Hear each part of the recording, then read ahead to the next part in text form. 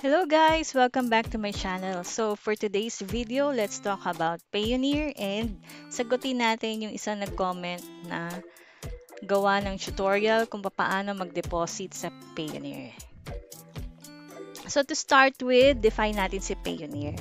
Payoneer is a safe and reliable platform for transferring money and making global payments.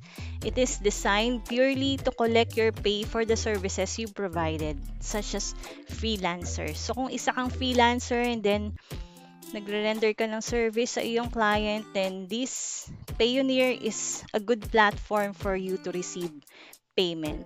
And vice versa din kung ikaw naman yung client na magbabayad sa iyong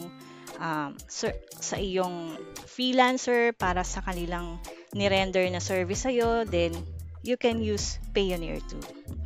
So, using Payoneer as your deposit method, so meaning, yung pera mo dito is in the form of US dollar, euro, or any other currencies.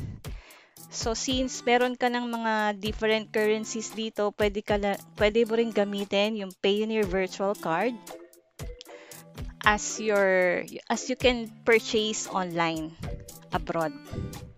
So, to answer question nung nag-comment, unfortunately po, hindi po pwede tayo mag-deposit ng pera, no, kay Payoneer. So, hindi po tayo pwede mag-cash in kasi hindi rin po ito katulad ni GCash or ni Paymaya kasi hindi po feature ni Payoneer ang mag-cash in.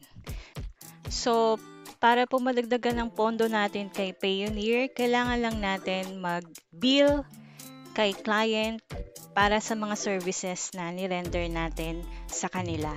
And after noon, pwede na natin i-withdraw sa ating mga bangko and through GCash din. So yun po, sana nakatulong ako sa inyo.